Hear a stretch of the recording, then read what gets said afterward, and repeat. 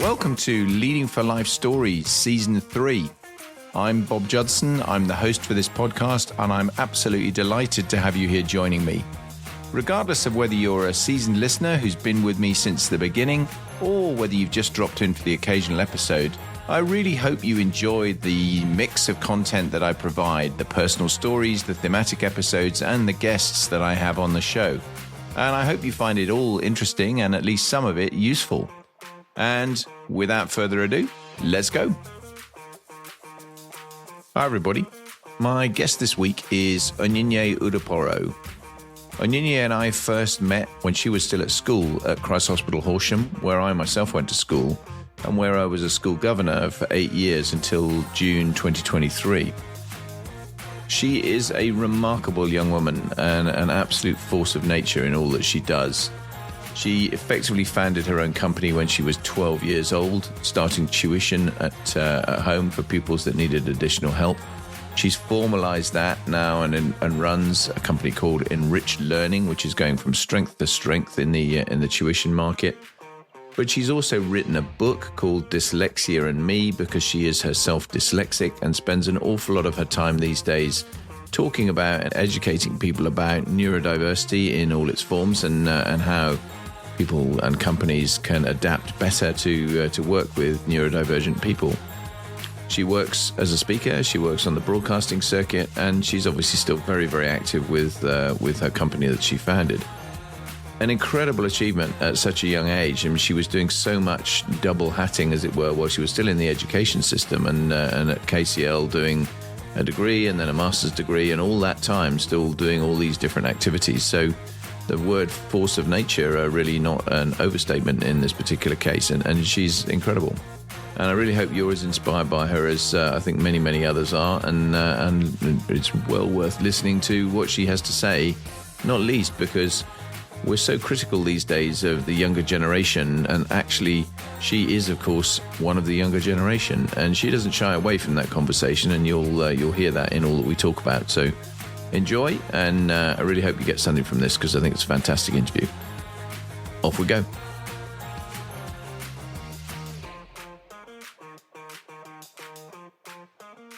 Onyinye, thank you so much for joining me on the podcast. I've been waiting a good while to get you on. It's a real delight to have you. Thank you very much, and I'm looking forward to what I think will be a really fun conversation. Yeah, I'm really looking forward to it. Thank you so much for having me, Bob. Not at all. I mean, you've had the most amazing start to your career journey. You're considerably younger than many of my guests, but on a sort of burgeoning success ladder, I guess. I mean, founding a company when you were 19, having actually started the business when you were 12, I think, publishing a book in your early 20s, going from strength to strength with what you're doing now in speaking and broadcast work and so on. So, I mean, just to get us started, can you give us a bit of a flavor of that journey so far?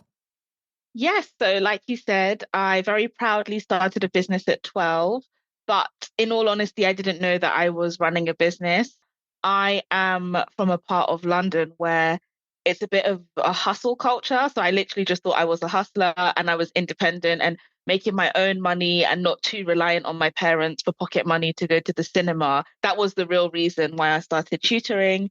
That really blossomed and grew. So by the time I started university, I had a substantial number of clients.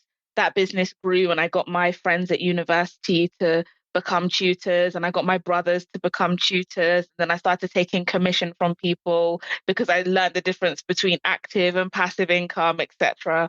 And then I decided to do an MA also at King's. Thoroughly enjoyed that. Just before I finished that, was asked to write a book, said yes, was going to do a graduate job, turned down the graduate job on the day I was meant to start. Sorry. But it turned out to be the best decision. And actually, no, you're laughing, but you encouraged me to be bold and be brave. And I then so I remember owe it you well. a lot of exactly. I owe you a lot of thanks because I wouldn't have the career I have now had it not been for that mentorship. I mean, you helped me in what I have coined my early life crisis when I wasn't sure what career path to go down. So yeah, decided not to do that. Instead was focused on running Enrich Learning, That's really, really grown, and looking forward to getting into more about what that has become now. But effectively an online tuition provider, which is still doing that, but we're now partnering with local authorities to provide affordable and accessible education support and tutoring to young people. And then wrote the book, set up another business, shareholder of another business. I promise not to start any more businesses, but we are where we are now. And I do television every now and then. And that's just a bit of fun that happened by accident and is now morphing into its own career. But that's where we are now.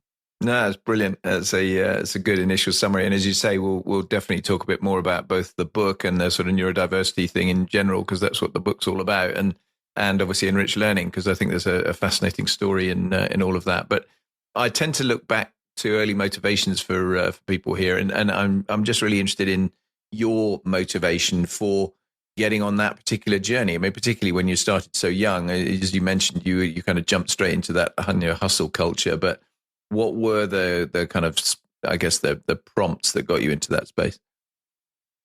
So I said this in my TEDx, but what prompted me is actually my mother and my grandmother. So I come from a family of female entrepreneurs.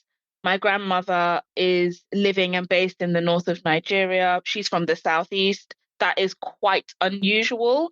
And my parents are from a tribe that they're Igbo, that are known for being like natural business people. If you go to Nigeria and say anything or ask about an Igbo person, the first thing they'll tell you is, are those guys that are natural entrepreneurs? And I think my grandmother definitely fits into that. Her skill set was in the fashion industry. So she's a seamstress and a tailor, and she set up boutiques, and she also set up different shops where she was selling kind of everyday produce that people need. She also exports a significant number of different like staples in Nigeria, onions, tomatoes, because she lives in a part of the country where the climate is perfect for growing produce. So she exports that to parts of Nigeria that don't have the weather to grow that type of food. And she runs her own poultry business. So you can see a woman that's got her finger in many pies. My mother started her business at the age of 8. To be fair, she started by stealing from her mother, and selling her mom's stock at a reduced price in a very innovative way, and then went on to set up her own bakery, etc. Came to the UK and was always running some sort of business alongside working in education. But a bit like myself, it's not until recent years that my mother saw herself as an entrepreneur too. So to me, it was normal. I mean, I just said my mother started her business at the age of 8. So me starting at 12 was 4 years too late for her. I always thought that you like need to earn your way. I was just very aware of that. And so that's what inspired me to really get into it. Wow. Yeah. The prospect of being 4 years too late when you're starting at 12 is a scary one, isn't it? I think that's for sure. It's an interesting challenge. I mean, it's an area, though, that maybe we'll talk a bit more about, because you talk in your book quite a lot about your education and discovering you were dyslexic and so on and so forth. And that's clearly something we're going to come back to in a second. But we're both beneficiaries of an education at Christ Hospital, Horsham. And I've talked to various people on various podcasts about that, including some of my personal stories and what I got from the school. But I'm just really interested in your take on how much it affected you and influenced your start and shaped you, because I think there's an interesting story there. Yeah, 100%. So Enrich Learning is as a result of going to Christ Hospital. I really resonated with the mission statement of the school. I still do. I recognize the enormous privilege that I had to leave Edmonton and go to school in Horsham. Edmonton at the time, and still very much is, not a very safe place. And Christ Hospital gave me opportunity that my parents could never, ever have afforded on their own. And I recognize that. And it's not that with Enrich Learning, I'm trying to replicate that. But the most important thing it gave me or made me recognize is that your education, not necessarily your academic achievements, that's a completely different thing, but your education is the most powerful thing that you have to create your own success. And what I noticed in Edmonton and in the other pockets of London that I'm now doing work in is that unfortunately, access to good educational support is not really there. And if it is there, it's inaccessible because it's too expensive. So going to CH was such an eye opener, really, really made me understand that, like, you are one of the lucky few. And I didn't want one of the lucky few to stop at me. I wanted it to be the lucky many. And that's why I started doing what I was doing. Yeah, and I think it's interesting, isn't it? Because you make a point that I think we can expand on a little bit here about social mobility and sort of education more broadly. I think there is this perception out there that private education or independent education is kind of for the wealthy and that's it. And in many cases, of course, that is true. I mean, there is definitely a financial element to that. But certainly one of the things I love about Christ Hospital is the fact that you've got something in the order of 25% of the kids going there are full fee payers. The other 75% are not. And there's enormous amounts of bursary support varying from 100% downwards, and 10% of the kids roughly that don't pay anything to go there. And I was one of those. I mean, my mum didn't pay a bean for me to go there. And wow. I think it's about the kind of life skills as much as the academics. And I think one of the things we have got hung up on in education generally is that you've got to pass these qualifications. And yeah, qualifications are important. I'm not belittling that. But I do think there is a risk that it becomes the be all and end all. And the reality is it should be more rounded than that. It's about what you get that sets you up for life. And you've got, in my degree as well as yours, because you've got 2 degrees and I've got none. I went straight from school into the Air Force and have never regretted that. And I think it's fine. It was in a different era, but there's still this view that we get very hung up. And I think it's put a lot of pressure on kids. And you must see that a lot with what you're doing on the Enrich Learning side as well, where they're really acutely feeling that pressure to academically achieve great things, when in reality, downstream a few years, no one's going to care which grades you got in what exam. By and large, there may be a few hurdles that are specific for specific careers, and there may be some that are more academically demanding than others. But the majority of times, nobody gives a monkeys. And no one has ever asked me what grades I got in A-level or O-level for that matter, how many I had, whether I needed at least English and maths. But as long as I had those, then the Air Force was happy. So what I will say, I said this last night at a keynote to sixth formers who are on their way out into the world, is exactly what you've just said, is that no one actually cares about your academic achievement, your grades. Beyond the 4 walls of your school, once you leave, it probably becomes one of the least important things. The only thing is that it is a requirement that you have at least done those, bare minimum English and maths. I think what we are missing and what Christ Hospital does so well is the soft skill development, it's the resilience, it's the ability to hold a conversation, the ability to be confident enough to network and work a room. If there's one thing that you always joke about me is Onyinye knows how to work a room, and that's true. A lot of how I've gotten to where I've gotten to is through the power of networking and being able to hold interesting and intelligent conversation. I really want to encourage anyone who's listening who maybe wasn't all that academic at school or is listening and is at school now and is struggling academically. You can ask my teachers and they'll probably agree. Some of them are still at the school. I did not peak academically until I went to university anyway. I found school difficult and I did get some outstanding grades. I'm not going to shy away from that. That was because of lots and lots of hard work. But in hindsight and upon reflection, I now realize how much of my dyslexia made school a challenge. And I'm not the only person who feels that way. And maybe that's why I thrived so much at things like debating and Model United Nations, because the academic skills was not what I was relying on. It was my ability to speak and speak well and communicate well and think fast and think intelligently and be dynamic that was more important. So I think you are so right. It's too exam focused at the moment. And we were just having a chat before this podcast, but I think other avenues are not being brought forward to young people.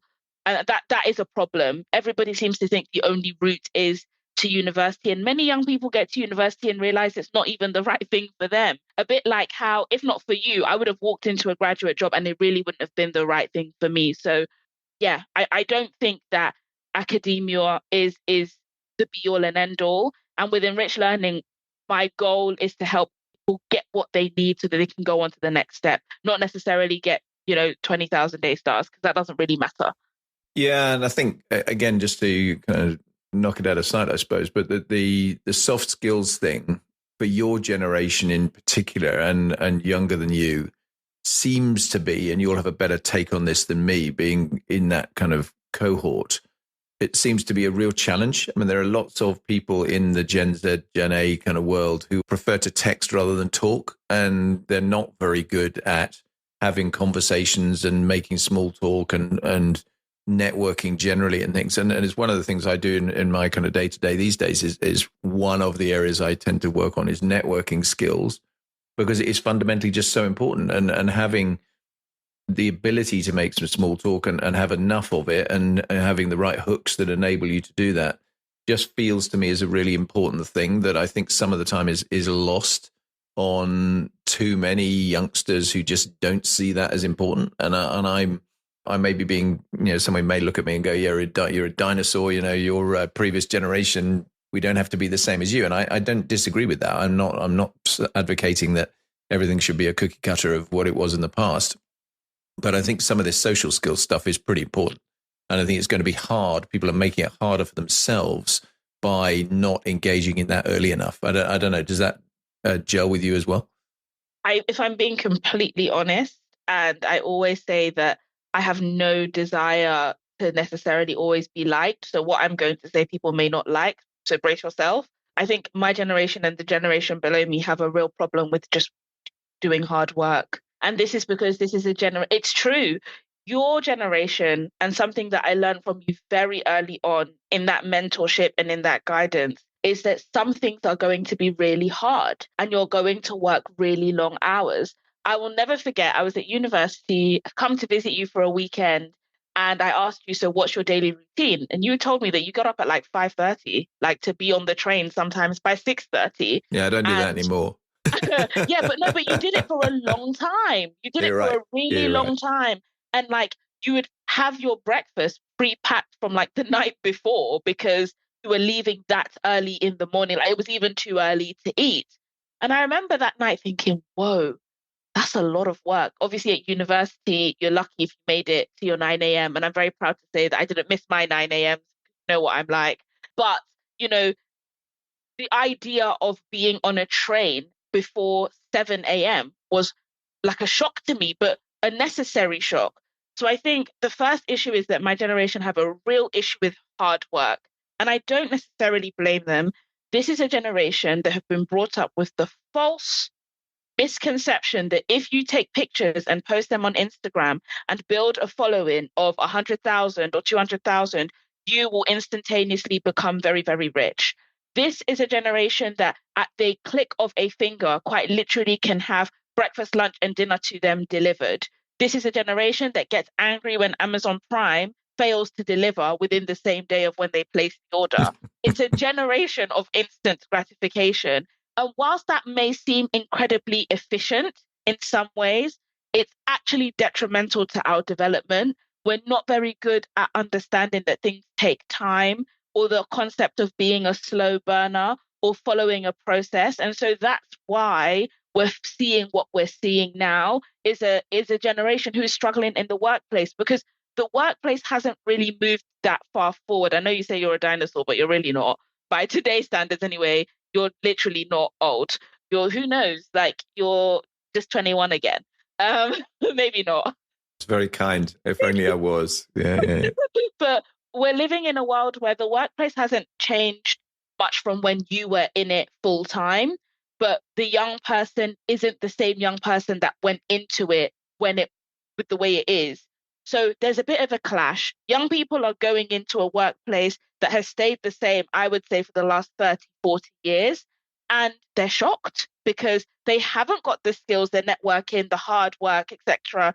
The fact that in many workplaces, there isn't an instant gratification. I mean, for example, this was a big thing on social media last year, and arguably kind of still is.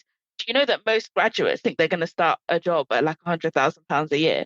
Yeah, it doesn't surprise me. Yeah. It's insane. Yeah. It's absolutely insane, right? So even the perception of money and how much you earn and how long it takes to get to that level is really warped. And so I think there's a lot to do with young people. This is where we need people like yourself really like getting yourself out there and delivering these learning and development courses and workshops and facilitating these things. Because I think there's a lot we can learn from you guys if we want to thrive in the workplace. No, it's really interesting. I think, I mean, one of the courses I facilitate for Deloitte University is their senior manager milestone, and they have a kind of hot topic session that's separate from the main course on that, which is talking about working with Gen Z. And actually, it was put together by Gen Z. I remember we were being shown the slides at some point, and they had a word cloud on there that was generated by a bunch of the participants that had been on this particular course who were senior managers in Deloitte. So most of them, they're not old. I mean, they're anywhere from late 20s if they're doing really well to sort of mid-late 30s. And the word cloud, the bit in the middle, the biggest word was lazy. So playing to your point, and there was a bunch of other stuff in there around entitled and all that sort of thing, which plays again to what you were talking about. On the much more positive side of that, I think one of the things that youngsters in the workplace are doing is challenging in a way that probably my generation and even the one behind me probably didn't do. And I think they're really testing organizations on their values and making them really sit up and think about, wow, okay, we do need to think about how we're going to address some of this. And I'm sure we'll come on to this when we talk about neurodiversity and things in a minute. But I think the kind of sense of we need to do something different to make it a better, a more equal workplace, a more sort of a fair workplace that thinks about things like the climate and what we're doing in terms of actually our outputs. Are they coherent with the kind of value set that really should be existing in a world like today? And I think all of that is a really positive thing. So I don't want anyone to go away thinking that, we're just beating them up here. I mean, I think the reality is there are lots of opportunities and they bring a huge amount to the party. I do think, though, and I totally agree with you, that I think that there is a need for a recognition that, you don't get a free lunch by and large here. No, you don't. And I think where my generation shines, and something that's very important to me, is number one, integrity. I think we are a generation of integrity. People will refuse to work at certain organizations if they are tied to things that they do not inherently believe in. And I think that is important. I think in your time, whether your beliefs were irrelevant, you did as you were told. And I don't agree with that. I think it's important to take into consideration someone's opinion and their beliefs, because you want people who believe in everything that your organization is doing. I also think my generation is very authentic, and authenticity goes a long, long way. Where the issue lies is learning the fine line between authenticity and lacking professionalism. I think you do have to learn that. There is, again, an attitude of oversharing, because this misconception has been sold that if you overshare, because human beings are always interested in the lives of other human beings. So if you overshare, you'll build loads of followers on the internet, you'll become an influencer, and then you'll just somehow become a millionaire. And so I think genuinely that's the thinking that a lot of young people have. So I think it's having your generation teach us that, really focusing on still maintain your authenticity because it's what we love about you, but don't forget to keep it professional at all times. It's really important. No, I agree. I mean, I've joked before about whoever thought that, influencer would suddenly be a career choice, in terms literally. And the trouble is, of course, and playing again to your point, there are some people who are doing that massively successfully, and good on them. That's great. But the reality is, it's like doing anything at the kind of the high end. If you look at top end sports of any sport, there are a tiny number of people who are very, very successful and making a lot of money out of doing it. But it is a minute number of people. The reality is that vast majority who, if you look at golf, for example, there are a lot of extremely good golfers out there who will never, ever make any money out of it because they're just not at the level, and particularly not at the mental level, to really take the game to where they need it to be. And so I think it is absolutely important people have a plan B and a plan C and a plan D. And I talked about that in a podcast very recently, actually, about flexibility. But I mean, I think you need to be aware that this might not work. Whatever your first plan is, you're going to have to rethink about it. Let's dive into something different, though. Because I'm conscious we otherwise, we'll literally can talk about this forever. But I did want to say, though, that because it is important for me to be completely transparent, I did build a following online, and that has been a part of my success. But what a lot of people don't realize is that most influencers build a following and then build a business. It's not the influencing that makes them successful. It's the business that they build that That's a makes great them point. successful. So I just wanted to clarify that so that people don't say, but hang on, she has a following. What's she talking about? Yeah. No, that's a great point. And actually, if you're starting there and then leveraging that following to turn around and help your business, that makes absolute sense. And talking of business, so Enrich Learning. I mean, you've touched on it, forming it really early. Just tell us a bit more about it. What it is, where it came from, where it's going now, all that sort of thing. So yeah, it was born after coming home from the summer. I'm not sure if when you were at CH you had very long summer holidays, but we had very long summer holidays, which can get a bit boring when you're in London because they're really, I mean, in my time there was stuff to do because there was funding, but now that funding's been cut, there really isn't a lot for young people to do. And like I said, I liked film. I still love film and I loved going to the cinema, but the cinema's expensive. I'm one of four. Whilst I had scholarships and bursaries at Christ Hospital, my mother was still paying an enormous amount of fees for me to be there. So I felt a bit guilty asking her for money, like to go to the cinema. I just felt that, it's a bit self-centered. She's already made a lot of sacrifice for me to be there. And so I asked her if I could help her friends' children with their homework, but I wouldn't do it for free. And I started off by charging, I think, a fiver. And then I realized that I could teach more than one person at a time. And then I could make like 40 quid an hour. And I thought that I was loaded at the time. I could go to the cinema until I got sick of going to the cinema. And so that's really how the business grew. It started with homework support and 11 plus support. I was and still am a bit of a nerd. I do enjoy doing it in my spare time sometimes, doing something called verbal reasoning, which is a very specific type of testing. And that's how the business grew, was basically out of me using a skill set that I had, but also me being able to practice going over things that I was struggling to learn. So I was helping others and helping myself, not just financially, but it gave me the opportunity to go over content, which for my dyslexia was very, very important and still is. Like I still have to go over things a few more times than other people.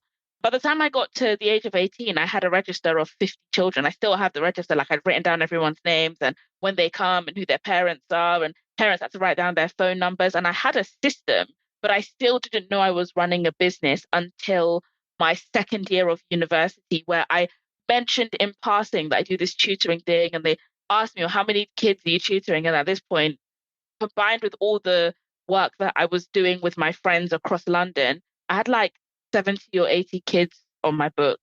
And they were like, this is an actual business. And so they took me to the King's Entrepreneurship Institute and they really helped me build a business strategy. And I got to understand what all of that means. They really provided me with lots of support. They took me on like different away days and trainings to like develop business and leadership skills. And then I won a couple of scholarships to spend the summer in Beijing at Tsinghua University. And if no one's heard of Tsinghua, it's like Oxford and Cambridge on speed. It's China's number one university. It is so difficult to get into. I had no idea until I got there. I've never worked so hard in my life. And I went out there to learn all about online education because well before the pandemic, I felt that in the UK we were missing a trick. I had tutors going from North London to South London to tutor, and I couldn't understand why we weren't using online education when I was tutoring clients in Australia, like, and in the US. I was working for a different organization just as a student, just to make money to survive. London's very expensive. So I went to China to learn all about online education, and I built the Enrich Learning website myself when I came back, because one of my hobbies was and still is like web development, which is a handy hobby because if anyone ever has a website done, they will know how much money it costs to pay someone to make a website. It's very expensive. And that's how it really took off. That's how the online education side took off. I went to China. I learned all about online education. I thought about how I could replicate it here with the culture that we have here. You can't exactly replicate it in the same way. Chinese children and British children are very, very different. In China, they have these things called MOOCs. So the multiple occupancy classrooms. You can have up to 1,000 kids in the class. It's incredible. Everyone will be immaculately behaved. There would be no issues. They literally just sit, listen to the teacher and write it down. Can you imagine 1,000 kids, Bob, in a No, class I online? cannot. Having especially, I did a presentation to a school sort of careers advice inspirational thing the other day, and there were 30 kids in the classroom times three. You did it three times, and then, and the teachers were working quite hard in a couple of those classrooms just to. Yeah. Yeah, you're right. I mean, that's amazing. So I had set up online before the pandemic. The pandemic hits. Everyone else is trying to scramble online. We've already got a system. We've already got tutors, and hundreds of parents reached out and said, I am pulling my hair and teeth out. I can't do this anymore. This home education thing is not working for me. And so, alongside completing my master's, I was running effectively an online school. And that went on for a couple of years. And then, being completely honest, it went quiet after the pandemic. I would say last year in particular, towards the back end of last year, went really quiet online because parents don't want their kids online anymore. There are side effects to young people being online for too long. And now we still have some kids online, but we also have the tuition centre in North London that young people come to on the weekends. So they're getting that support, very similar, but face to face. But the most impactful thing is that we've started writing programs for local authorities. The local authority covers the cost of the tuition, and then we are able to meet the need of the most underserved young people. And I've started writing impact reports on where we are in education, what other factors are affecting why young people are not meeting the expectations that we're setting for them, the gap in soft skills. We started writing workshops that are affecting education. So, for example, one of the big things at the moment, if, I don't know if you're a fan of Netflix, but Yep. there's a show, Adolescence. Yeah, I haven't watched it. Everyone is raving about it. It's on my list of things to watch. I highly recommend it. I think everyone who comes into contact with a young person should watch it. But this year, a lot of the work that Enrich Learning has been doing has been partnering with the local authorities on delivery of the tuition. So tuition is still at the base, but also doing the research, because the government need more research. They need more data before they just come out with statements like, I don't know, there's food poverty. Well, how much food poverty is there and what else is it affecting? But workshops around female empowerment in schools, but also workshops around male empowerment in schools and what does it mean to be a young man and masculinity. So the business is really growing. Like, tuition is still at the heart of it. My goal has always been to remove the parent as my customer, because the young people I'm trying to serve, their parents can't afford tuition. So the fact that I've now gotten to a point where I'm working with local government is like so special to me, because that's always been the goal. And so that's where we are. And it's very, very exciting times ahead. Very, very exciting. Congratulations. I think it's amazing work you've done and continue to do, because it is, as you say, it's so important. And there is, we talked about it earlier, I mean, getting the right start in life with the right kind of education that's giving you stuff that is going to actually be through life useful is absolutely critical. And I can well imagine, I mean, during the pandemic, I think one of the amusing things is an awful lot of parents actually discovered the value of teachers. And suddenly they're having to teach their kids themselves and realize just what teachers did for them. And and I know just from talking to some, friends of mine who've got kids and so on, that they definitely went, oh yeah, okay, it was a bit of a moment. So yeah, I can imagine it being a real pickup there for sure.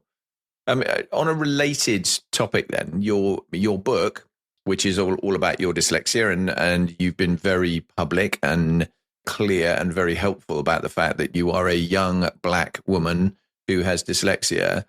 And that was obviously a feature through your educational time, which good and bad in terms of learning about it and then taking it forward into what you can do. I'm just really interested in your take on kind of neurodiversity, where we've got to, where we need to still get to, and so on and so forth, because I think that's an area you're obviously doing an awful lot of work on. Yeah. So, gosh, it feels like a century ago that I wrote the book. But I think it's more because it was a very difficult time in my life personally. I'm glad that people are enjoying it, and I'm amazed that I was able to produce something as good as it is, even though I was going through an awful time when I was writing it. And with regards to neurodiversity and where we are, so I'm really proud that at least the conversation about neurodiversity is being had. I think that's a real step forward. I think we need to work on the way that it's being had for two reasons. The first is that the media at the moment want to attack neurodiversity as the reason why some people are being lazy as the reason why some people want to be on universal credit, for example, or claim PIP and not go into the workplace. And there's been a lot of misconceptions about what certain conditions are. ADHD is continuously vilified, when in actual fact, it's a very real condition for those that live with it. And the other way I want the conversation to change is that I want neurodivergent people to own their neurodivergence and not make it a personality trait or not make it a reason to not be the very best version of themselves. It's not an excuse to not do well. And it actually does people like myself and themselves a massive disservice when they continuously use it as the reason why they cannot do something, rather than a reason to ask for support so that they can do something. So I think I'm glad we're having the conversation. I'm glad awareness has increased, but I would like the tone of the conversation to change. With other regards to neurodiversity and the workplace, I think if organizations do not see neurodiversity as a workplace experience issue rather than just an equity, diversity, and inclusion issue, you're going to miss out on a lot of talent. Because a lot of talent, particularly Gen Z, they'll just quit. Like if they feel that they can't do something, there's that soft skill problem that we have again. They won't try and work at it. They'll just go and work somewhere else, be unemployed, or try to become an entrepreneur or become a creator online. So I think the conversation about neurodiversity, I'm so pleased it's happening, but I'd like the conversation to shift gears a bit. It's really interesting. And I think one of the things I'm conscious of that you've done is you've been very plain about role models quoted to you, for example. I mean, in your book, you talk about, I think it was Einstein, Jamie Oliver, and Richard Branson, who were the, kind of three white guys, all of whom were a lot older and doing stuff that you weren't interested in anyway. And the other part of that was that culturally, some of this was a bit of a stigma for not just your community, but more broadly. How much do you think, I'm going to slightly answer my own question here, because I think what you are doing is you are shining a light on that, and that's a really good thing to do. And I think other people need to do the same to do that, because I think that helps to break down some of those barriers. But how much do you think that has improved, and how much further is there to go? So we've made a step forward. I like to be an optimist. I like to try and see the positive in a situation, but I'm disappointed that the step has not been a big step. It's been like a tiptoe. You still cannot find ethnic minority faces that are neurodivergent, particularly those that are of the South Asian background. So I am doing a lot of work in Tower Hamlets. I'm sure you're aware of the demographic in Tower Hamlets. And I'm working with schools. And a lot of the things I'm doing with these is coming up with strategies on how to support their neurodivergent students. And we're looking for neurodiversity champions that look like these individuals, and we can't find them anywhere. We can't find them anywhere because of that cultural stigma. We also can't find them anywhere because many ethnic minority individuals don't even know that they're neurodivergent. And that's because of the lack of access to diagnostic assessments. That's because of the lack of access to information about these conditions. It is still, let's forget about race for a second. I think a lot of conversations have been about race, which are important. But I think our biggest challenge is actually class. If you know what neurodiversity is, you're more likely to be middle class, upper middle class than a working class individual. We've got a real problem with equal access to the information about what this is and how it shows up. So that's why we're not making as big a step as I would like with regards to the intersectional conversation, people of all walks of life being neurodivergent. And, one of the biggest sects of society that gets left out of this conversation is actually the white working class boy. They've been completely cut out of this conversation. And there are many neurodivergent white working class boys too, and girls. And so I think, it's really intersectional, but these are the different moving parts that we need to start looking at. Really interesting. I mean, and before we move on to something else, just in the workplace, stuff that employers have done well and stuff that they should do more of. I'm talking specifics now to actually make a difference to neurodivergent staff who they've got working for them. Okay. My top 3 things is, first of all, invest in neurodiversity education for your organization. and acknowledge things like Neurodiversity Celebration Week, which was last week. These things are really important. Dyslexia Awareness Week, Autism Celebration Month, etc. There are so many opportunities for you to invest in awareness and education and make it a must, not a nice to have, not a if you would like to. Make it a must. You must attend this session that is all about neurodiversity awareness. The reason being is that if everyone in an organization is aware of what it is and you have neurodivergent employees, then what happens is that there's a mutual understanding of why someone may behave in the way that they do behave. And that can make employee relations, colleague to colleague, just so much better. That's the first thing. The second thing is that every neurodivergent individual's experience of their condition is very much subjective. So, and that's what makes it quite difficult in the workplace, because what will work for me as a dyslexic person may not work for another dyslexic individual. So it's about investing in that one-to-one support.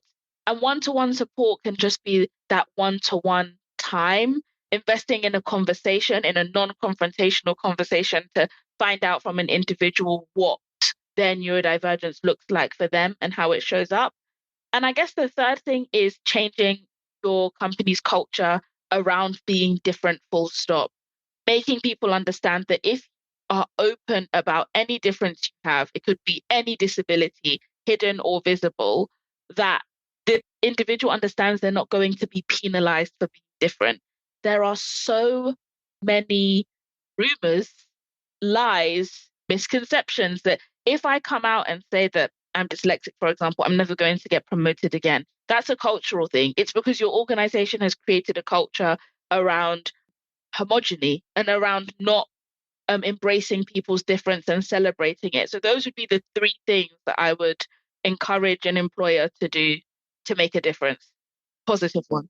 No, they're all really great points, and I tend to agree with you. I think the wider education piece as well, particularly for people who are neurotypical as opposed to neurodiverse, is really important because you don't know what you don't know. Exactly. And actually, how can you help with this and improve people's overall performance?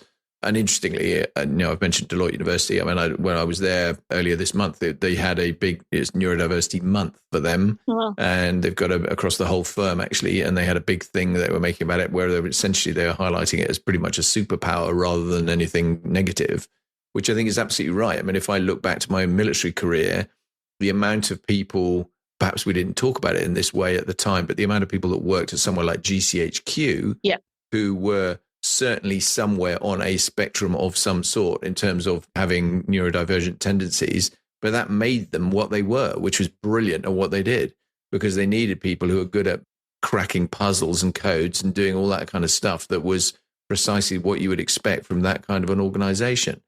And so I think we are getting better, but it's like a lot of these things, it's a journey, isn't it? And the journey is likely never to be fully complete, I think. It's going to take time. And actually, GCHQ, they put out there that they want dyslexic individuals. They actively hire dyslexic individuals because of our great minds. So it's good for people to know that if they're looking for a new role. Yeah, absolutely. And I mean, they won a recruitment award a good while ago now, where they've got quite famous for doing their Christmas puzzles and things now. But I think they originally just threw it out there without it being advertised as GCHQ to the sort of be findable for the hacker community and so on. And if they solved the puzzle at the end of it, it was like, call us. Yeah, come and work for us. Yeah, it was really clever, and it was obviously really difficult, and normal mortals weren't going to do it. So no, absolutely, very impressive. Hey, this podcast is all about leadership, and I'm intrigued about your own leadership journey so far, not least because many of the people I interview are obviously significantly older, been around the block several times, and have kind of got a long way through their lives, and mind their kind of careers, and who have grown through a longer journey in terms of progressing up the ladder. As we've already talked about, you jumped into this very young, building your own business. You've got people working for you, many of whom are obviously going to be older than you. And I'm just intrigued about how your own style has developed and how your value set has developed, and how much of a challenge you found it in terms of leading people, given where you are and the age you're at, and yet the amazing career you're building. Thank you. I really had to think about this question. And one of the reasons why I was dodging coming on this podcast, because this is not the first time that you've asked me, is because my first response to you when you initially asked me was, but I'm not a leader. I don't think I am. And I remember you were like, what are you talking about? You absolutely are. So the first thing was accepting that I'm a leader. I found that really, really hard. And if I'm being completely honest, I only felt that, yes, I'm a leader 2 years ago when I turned 25, was when I would say I stepped into those big leadership shoes. The reason being is that, again, it does come back to the representation. And this is why representation matters. The leaders that I look up to, many of them are male, and a lot of them are not Black. You're one of the leaders that I really looked up to, and there's nothing wrong with that. You can learn from somebody regardless of their gender or their race. That's not what I'm referring to. But when I was looking at individuals like yourself, I did feel a little bit removed. It was a bit like, well, I'm very different from this individual. Like, there are lots of similarities, but there are also lots of differences. How am I going to develop the skill set that people like yourself have in order to be a good leader? And so the first thing I did is I started reading a lot about leadership. And I came to the conclusion that you've got to define your own leadership. You are responsible for your own leadership. And a good leader, first of all, begins by leading their own life properly, leading their own life responsibly. And so in my journey to becoming what I hope is a good leader, the first thing I did was get my life in order. You know, I really struggled when I left university. And because I didn't go into a conventionally structured graduate job, my routine was kind of like all over the place. I'm going to be honest with you, a lot of the time I didn't even know what day of the week it was, didn't really have any structure, really struggled to create my own structure. This may seem insignificant, but to me, I think it's a really important part of leadership. Sport has always been a big part of my life. You know what CH is like, whether you like it or not, you've got to do some sort of sport. And I grew to love sport. I absolutely love it. But, you know, my early 20s, I kind of fell out of it. And so I got back into a sport routine. I'm very proud to say that I'm in the gym like 5 days a week, usually at 5:30 in the morning. So very, very early to get it in. But these things do make a difference. So the first thing is that a good leader has to be what somebody wants to look up to. So I decided to fix myself and realize that it's a continuous journey of fixing myself. Then I came to understand, I read a great book, Good to Great by Jim Collins. It was all about how good business leaders recognize the power of their people. The second thing is that I did is I looked at Enrich Learning. I looked at who I had as tutors, and I came to the understanding that you're not always going to be friends with the people that work with you. And that's absolutely okay. And it's absolutely okay and necessary to set things like boundaries. And that was really hard because I was 24 when I read that book. And I could not believe that I had to make those kind of changes. But it was recognizing the power of the people that are part of my teams, the value that these people bring, and empowering them. Good leadership was about empowering them to do their job well. And then I guess the fourth thing is that I realized that I'm not going to be a micromanaging leader. That was a really big decision. I started looking at different leadership styles and I realized, no, I don't want to be standing on my team members' toes all the time. I don't want to constantly be checking what you're doing. Instead, I'm going to build in place really epic systems that I can go back and check when I've got the time to, but hold you accountable, which is super important, but means that I can let you do your job. Because if I believe in great people, I'm going to hire great talent to do the job, right? And so that's where I am. It was about realizing that, you know, you get the best out of your individuals when you're not breathing down their necks. That's not good leadership. I spend a lot of time actually in solitude and in quiet and thinking about what strategies will be, etc. So that's where I am with leadership. I guess the other flip side is with my consulting business, I work predominantly with like executive groups, managers, and leaders, and I teach them how to lead and manage neurodivergent individuals. And that just happened by chance.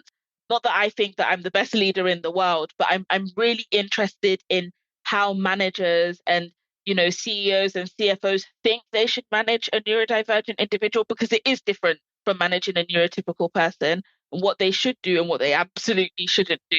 And that has been a real eye opener to see different leadership styles and why certain organizations have their leaders lead in a certain way. So that's been a real journey and a huge education for me too, because it means I'm constantly being exposed to different types of leaders. Yeah, tons of great points in there. And I think you're completely right. I mean, this is, I often say, is one of these things that's a journey you're never going to complete. I mean, you're always, as a leader, no matter how senior, how experienced, whatever you've done, you're continuing to develop, you'll continue to pick up new ideas and inputs as you go along. And there are lots of those kind of examples. And I think, Bill McRaven, who former US Navy Admiral, Special Forces guy, when he wrote a book called Make Your Bed, and pretty famous speech as well around that, where it's basically, to your point about you've got to get yourself in order first before you start worrying about leading other people, and set the right example and lead by example. So I think all those points are really, really, really helpful. What about role models then? Who've you kind of modeled? It's not modeled too strong, maybe shaped yourself, and who's influenced you along the way? Not to boost your ego, but you definitely have. I think I'll start off with you. Sorry, it's your own podcast. You probably didn't sign up for some self-analysis, but I'm going to do it anyway. I would start off with yourself, just because I find it so inspirational how you have just always gotten the job done. Whether you know how to do it or not, you figure it out along the way, and you don't complain. You just get on with it. And I know that that's probably a military attitude. I mean, probably had several situations in your life where you don't even have time to complain. It's a case of do it now, or maybe not live in the next minute or two. And that is something I really, really admire. For you to make the career change that you have, for you to be running this epic podcast, is something that I've been sitting on a podcast idea for well over a year. You told me you were going to start a podcast and you just did it. And I think there is so much we can learn from that resilience, that get up and go, that determination.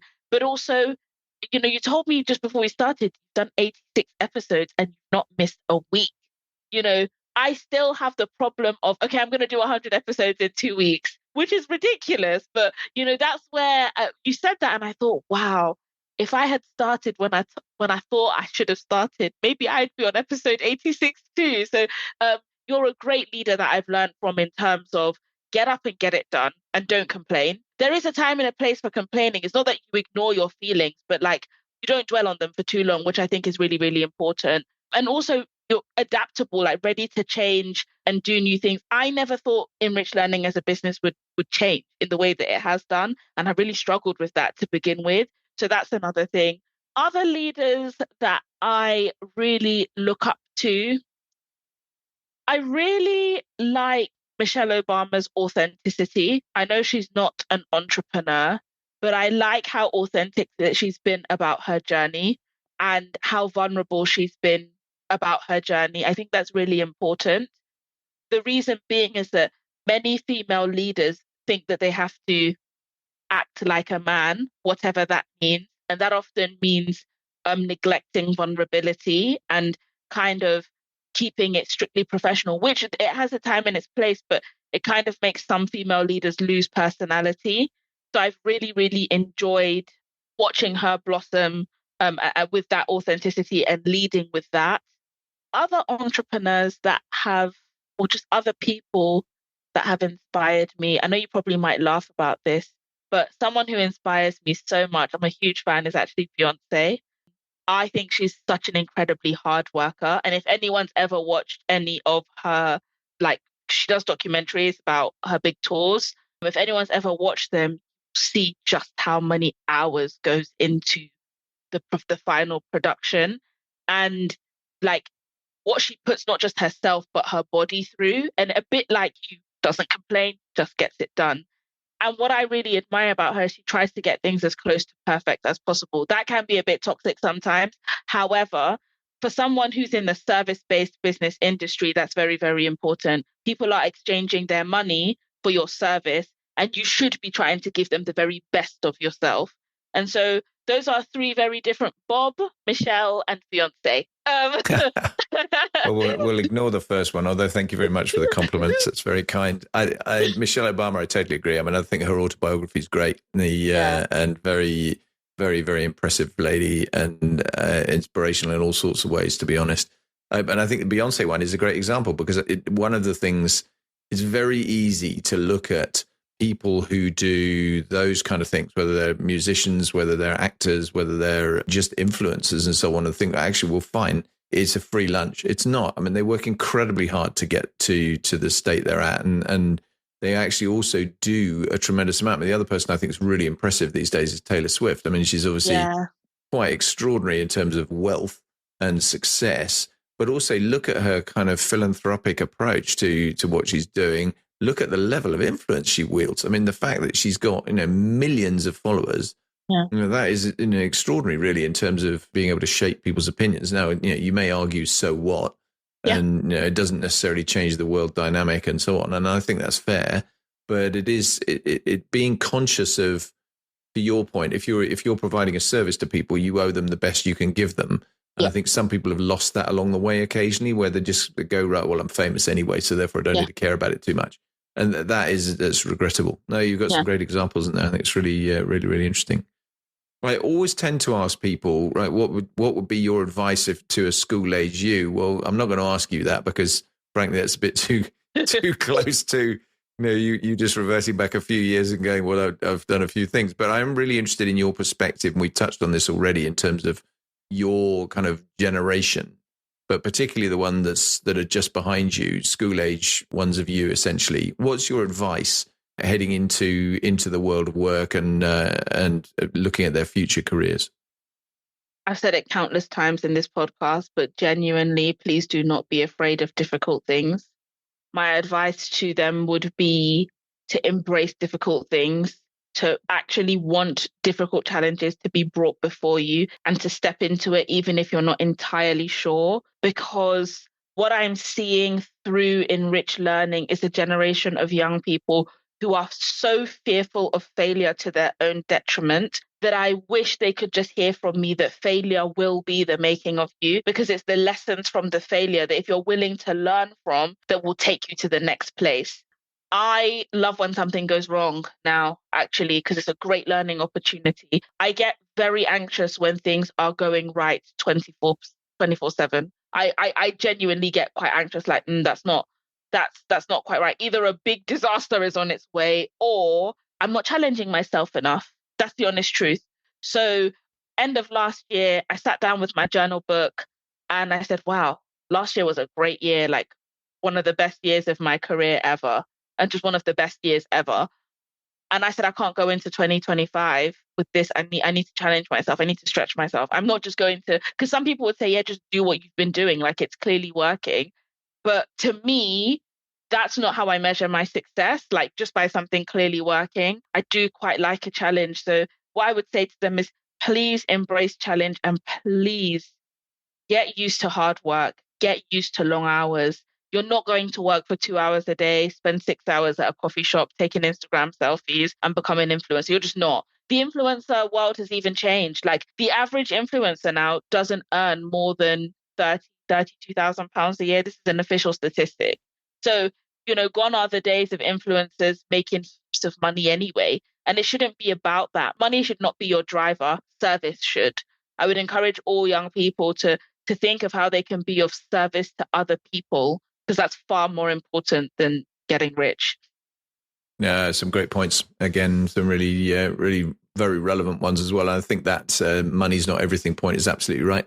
And to your influencer point, I think the 32K is obviously 32K. It's still not a bad amount of money, but you see that people hang up on the fact, they've earned 50 million. Well, yeah, fine, but there's probably one of them. And and it's back to my sporting analogy. I think you've got a tiny number of people who are earning a huge amount of money and making a fortune.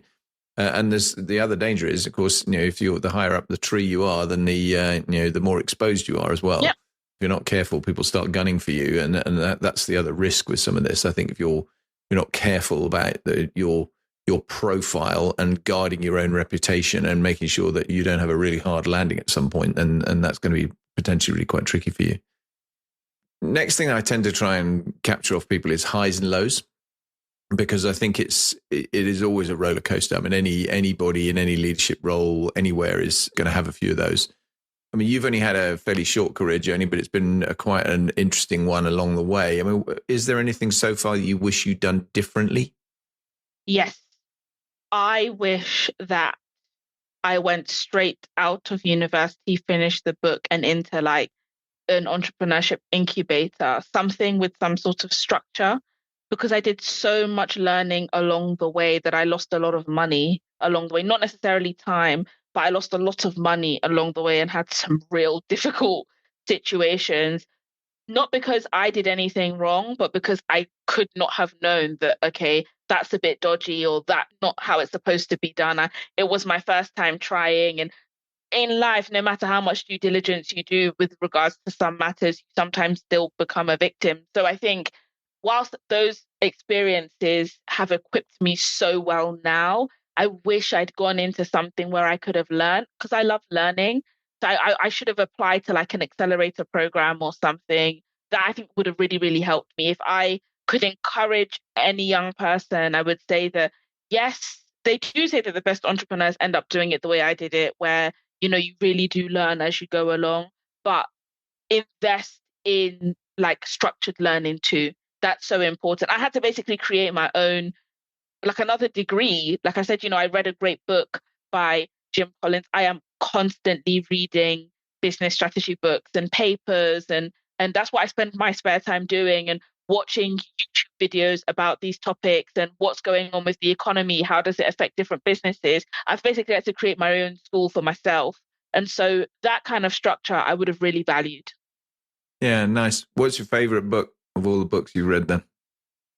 Oh, it has to be that Jim Collins Great to Good, because you can go back, sorry, Good to Great, because you can go back to it so many times, so Interesting. many times.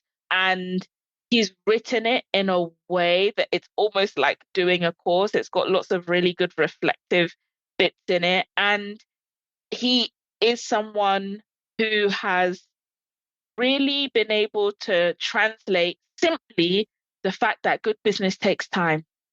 I really, really like that. That was very reassuring for me, especially when I know I've done enormously well for a 26-year-old, but there are also 26-year-olds who somehow make 1 million overnight. Well, it seems like it's overnight. It probably wasn't. But when I read that book, I realized that, well, if you make that much money quickly, probably not doing something all that legit, if I'm being completely honest. And that even if it is something legit, like everyone's running their own race. So it doesn't matter when someone does what. You've got to focus on you, on the people around you, on the people building your business, making the right hires. And so I really, really enjoyed it. I go back to it often. Oh, and another great book I've read recently is Tony Blair's book on leadership. And I know people are going to say, what? That's a politics book. Everyone is in some way, shape, or form involved in the leadership industry or should read that book. Anyone who's in business should read that book, because he gives really good practical steps on what you can do to become a good leader, especially in a time of crisis, and especially in the with the, because he talks a lot about digital and like AI and how we should integrate digital into our businesses and into our leadership. He speaks very well on that. I say speaks because I was listening to the audio book.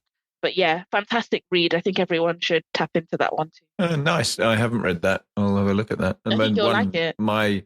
my favorite is Stephen Covey and Seven Habits of Highly Effective People. Oh, I would a book I wish I'd read years and years. I mean, I did read it a while ago, but I wish I'd read it a long time ago, because that's a really, really good book.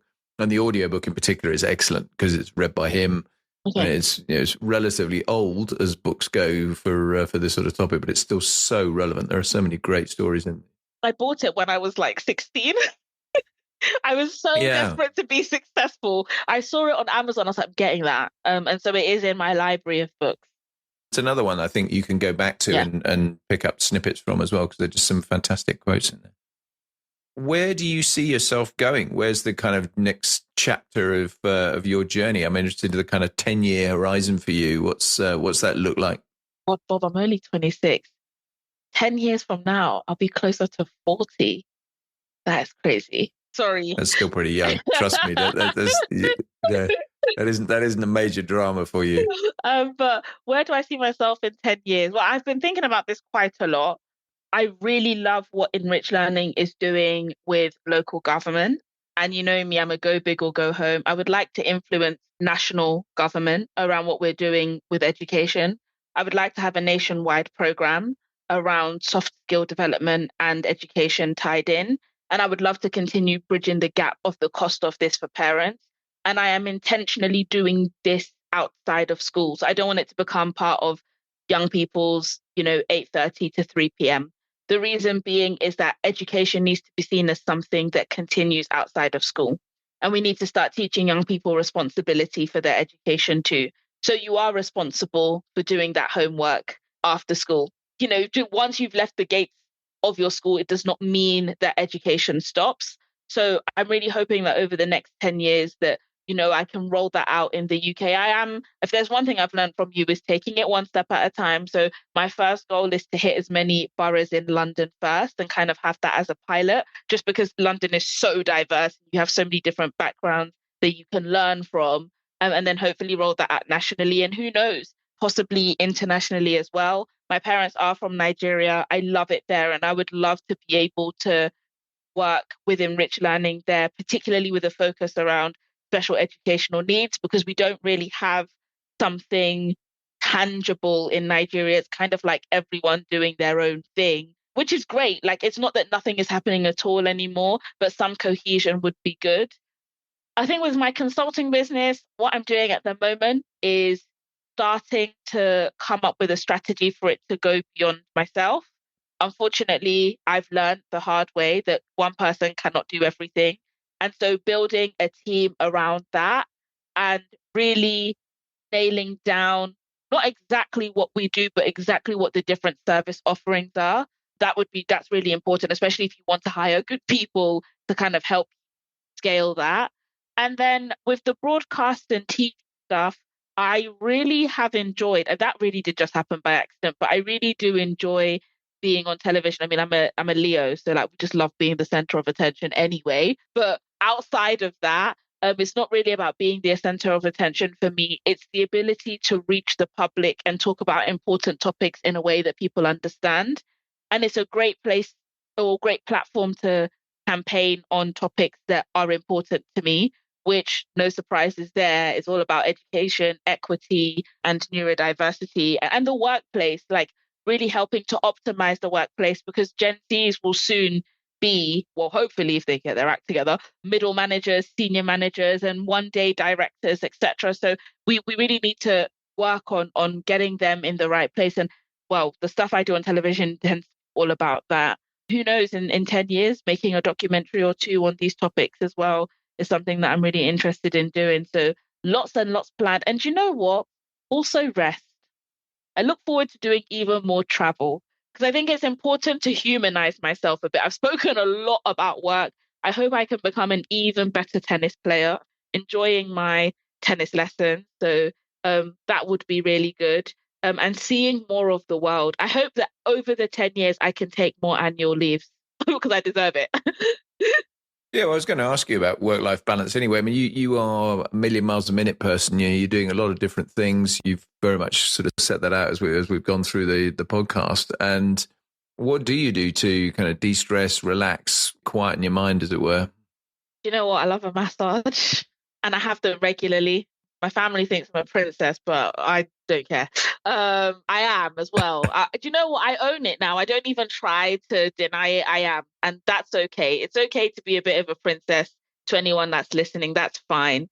I've earned it as far as I'm concerned. But I'm really into like wellness. I love cooking. I hardly ever have processed things anymore. I make absolutely everything. My family love it because I'll bake one or two, sometimes even three banana breads in a week. And I love writing my own recipes. And I'm not going to monetize this. Like everyone keeps asking me, can you write recipes or can you start a Substack around cooking or something? No, I'm not doing that. This is the thing that's for me. And I find it really relaxing. I also, that gym time for me is part of the me time and the work life balance because it's totally different. And when I can't get to the gym, sometimes I just go for a walk in the park. That really, really does help me. And it's really important. And like I said, I love film. I love film. I love popular culture. I try and stay as plugged into that as I can. I love travel.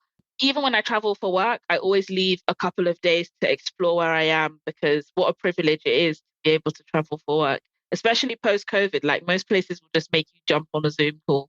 You get to do a lot of travel too. So You're completely right. I think, and it's often is that whirlwind where you're going somewhere and you're jumping straight back on an airplane, going back home or whatever. And clearly there is less of that since COVID, which makes sense, to be honest, in business travel terms. But also it's sometimes a missed opportunity. I agree with you completely.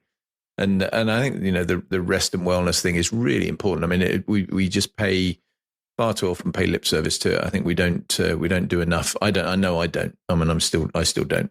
Occasionally I'll just go and completely decompress and forget about everything. That's great. But I mean, actually on a day to day, I'm not as good as I should be, for sure, in terms of actually relaxing. Obviously, having talked about your work-life balance and the rest of it, sadly, on the highs and lows thing, there's always a low bit. So what's your low point so far, and kind of what did you take from it? What did you learn? So I alluded to it when I was talking about writing the book, but when I got the book deal, and then my uncle, who ended up passing away, became very ill with COVID. And I didn't know that he was also living with prostate cancer for 12 years. So when he went into the hospital and then they had to put him in the coma, I don't know if you remember, but everyone was being put on ventilators at that point. I will never forget the doctor saying, "We've managed to keep the cancer under control." And you know what I'm like, Bob. I actually said to a doctor, "You've got that wrong. Could not possibly be talking about my uncle. He doesn't have cancer." I was his next of kin. And so I was like managing all his care whilst he was in the coma. And the doctor, I mean, I think almost wanted to laugh out of anxiety. Could tell I really didn't know. And that what began the hardest 18 months of my life. It took me 2 years to recover. So my uncle was very sick. Like, I was told he was going to die 7 times, literally in and out of comas, etc. He was in the hospital for 6 months. Then he passed away. So it was like 6 months of hell, and then a year of really coming to terms of like, wow, he's gone. And he was a big part of my world. Like, he picked me up and dropped me off from CH for the whole 7 years that I was there. People thought that he was my dad at one point. We were very close. And it was the first time that I'd ever experienced death. I was so sheltered. And you know what CH is like as well? Like, those are the things that you don't really come into contact with there unless you have somebody in your friendship circle or in your year group that loses someone quite tragically. We are very well like protected from some of those things. And it's a blessing and a curse, because until the age of 22, genuinely, I thought people kind of lived forever.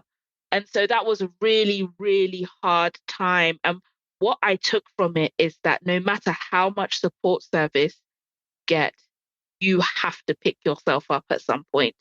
It is necessary and important to get that support service. Absolutely. Do not dismiss getting the support that you need. However, it's also really important to quite literally pick yourself up out of that sunken pit and move forward one step at a time. I actually thought like I wasn't going to survive him dying, genuinely. I mean, I'm a bit dramatic as well, as you know, but like that's how it felt at the time. And I'm sure he's very proud to have seen me wherever he is, have moved on. But I genuinely thought like that was the first real heartbreak I ever had.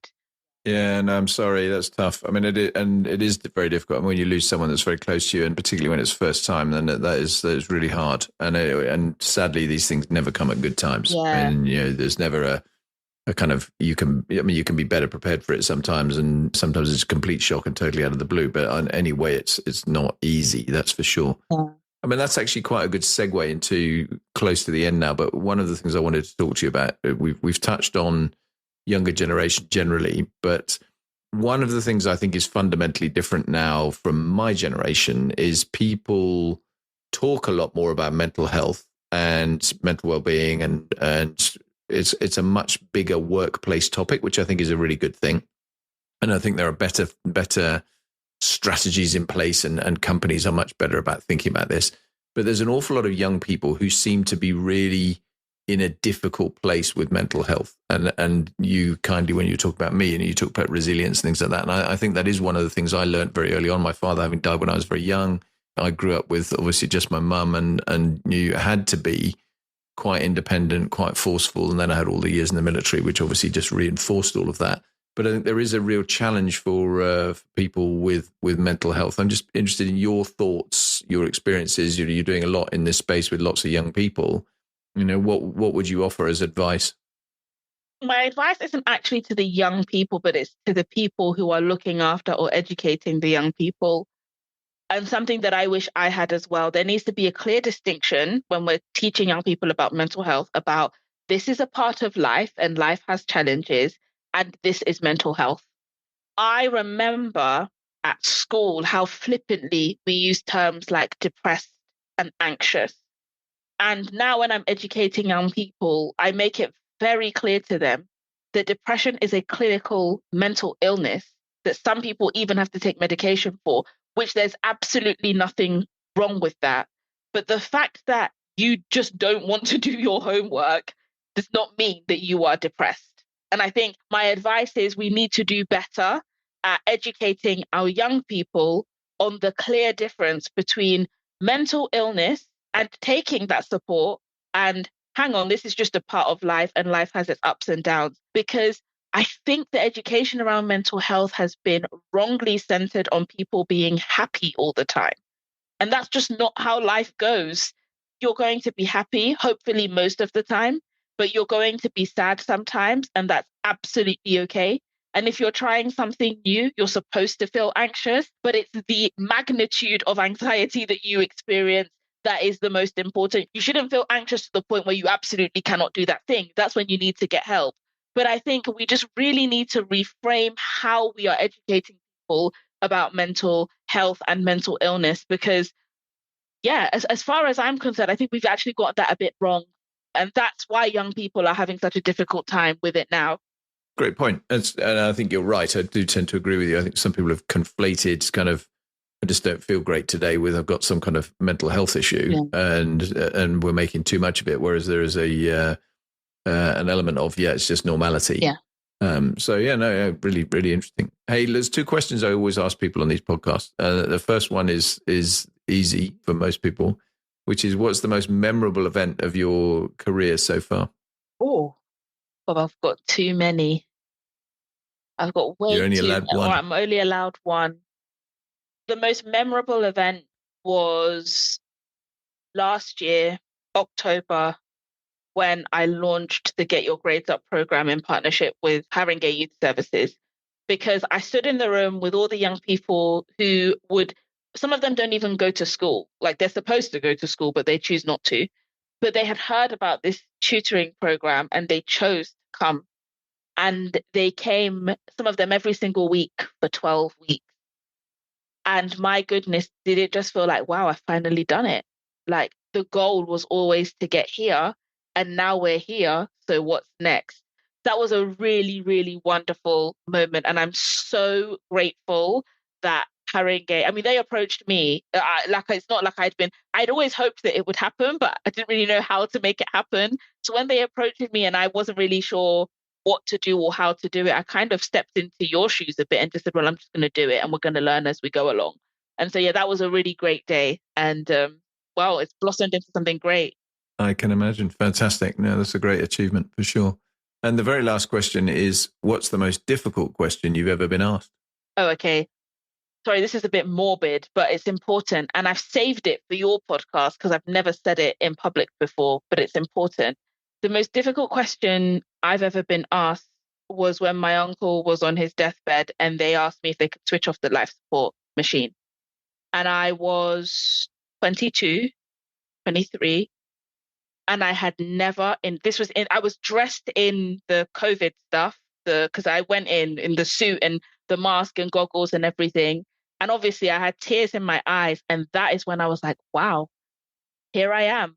I am being faced with a life and death question.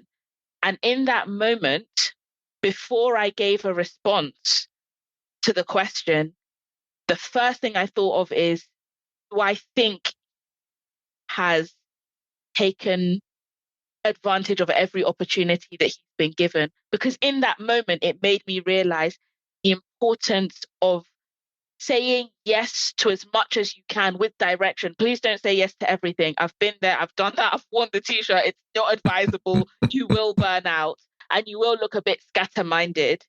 So have a plan to a certain extent. But in that moment, I realized why people like yourself and my parents and my teachers had always said, make the most of every opportunity you've got, because life goes just like that. I mean, in his case, it goes with the click of a button. And in his situation, myself and the doctors decided against switching it off because, well, they had enough evidence that he would pass naturally fairly soon, and he did a couple of days later. And yeah, it was the first time that I'd ever been faced with something like so real, you know? That's a huge question as a 22-year-old. I get that. Yeah. I mean, that's a big deal. So yeah, wow. Good answer to finish with. Hey, Onyinye, you've been fantastic. I knew you would be, and really, really great to have had you on the podcast. I'm immensely grateful. Thank you for all the positive thoughts about me. That's very kind. I don't often get compared with Michelle Obama and Beyonce or put in the same group as them, but yeah, I'm not sure I entirely deserve that. But no, I watch with enormous interest where you head to, and no small amount of pride at having a little part in your journey along the way. And I'm sure that in 10 years' time, you'll be even more successful than you are already today. So I wish you the very, very best of luck, and I'm very grateful to you. Thank you. Thank you for having me. It's a pleasure. Take care.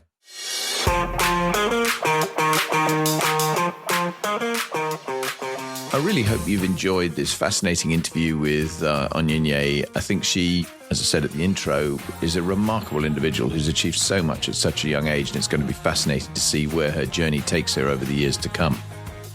If you have enjoyed it, then please like it, please share it, please do all that normal stuff that really helps boost the podcast and get more people listening to it, more people aware of some of these remarkable individuals that I have the privilege to interview.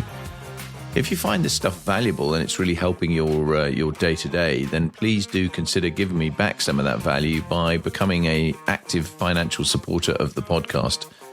You can do that in two ways. You can go through the support the show link that you'll find in your podcast platform.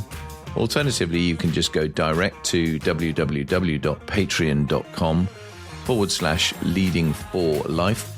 And you'll find me there, and you'll find the show page there, and you can actually join as either a supporter, a champion, or a patron of the show.